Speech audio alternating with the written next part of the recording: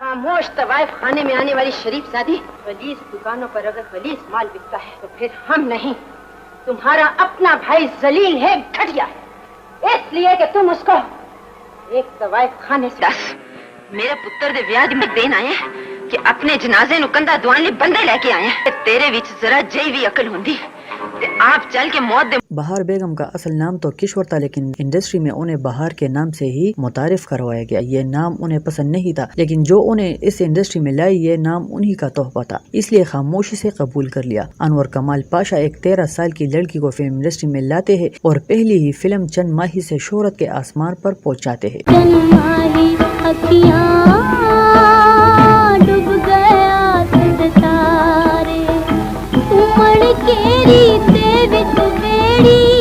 बहार बेगम एक मुतवस्सित घराने से ताल्लुक रखती थी, जहां उनकी एक फिल्म से कमाए 10 से 12 हजार किसी खजाने से कम नहीं थे। बस फिर क्या था, उन्हें इस इंडस्ट्री की चक्काचूंद में कूदना ही पड़ा। करियर के उरूज पर ही उन्हें एक फिल्म मेकर इकबाल यूसुफ से मोहब्बत हो गई। ये मोहब्बत इतनी शदीद थी कि बाद शादी पर ही जाकर खत्म हुई, लेकिन बहार बेगम ने इस शादी को निभाने के लिए इंडस्ट्री को खैरबाद कह दिया। फिल्म बीनों के लिए ये एक झटका था। बहार बेगम सपोर्टिंग किरदारों में भी आती थी और लीड रोल में भी, लेकिन शादी के बाद उन्होंने सिर्फ घर का किरदार निभाने का सोचा। उनके 2 बेटे पैदा हुए और फिर शोहर और बच्चों की जिम्मेदारियों में उन्हें सर कुजाने का भी वक्त न मिला।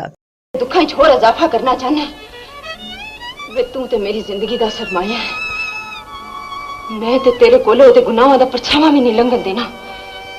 तेनू ते मैं बड़ा वड्डा आदमी। फिर इस मोहब्बत से बड़ी कहानी में एक अजीब मौसम आया। ये खजा का मौसम था जिसने मोहब्बत के सारे पत्ते को जमीन पर ही गिरा दिया। सूखे पत्तों में मोहब्बत का जर्रा भी न बचा। आए दिन के लड़ाई झगड़ों के बाद नौबत तलाक पर जा पहुंची और ये रिश्ता खत्म हो गया। अब मामला बिल्कुल अलग था। बहार बेगम की गोद में 2 बेटे थे और उनके कंधे जिम्मेदारी उठाने के लिए भरपूर अंदाज में तैयार थे, और फिर उन्होंने फैसला किया कि वो इंडस्ट्री लौट कर आएंगी अपने बच्चों की खातिर। बहार बेगम को हीरोइन तो किसी ने लिया ही नहीं, क्योंकि उम्र भी 30 से ऊपर हो चुकी थी और 2 बच्चों की माँ भी थी। ये दौर अब कैरेक्टर रोल में आने का था, तो उन्होंने इसमें अपनी जान लड़ा दी। एक दौर ऐसा भी आया कि वो सुल्तान राही से कुछ सालों का फर्क होने के बावजूद उनकी हर फिल्म में माँ बनने लगी, और वो इतनी कामयाब माँ बनी कि सुल्तान राही के अक्सर फैंस उन्हें सचमुच की माँ समझते। बहार बेगम ने दिन रात काम करके अपने बेटों को तालीम दिलवाई और ये साबित किया कि वो तन्हा रहकर भी एक मजबूत औरत के रूप में घर संभाल सकती है।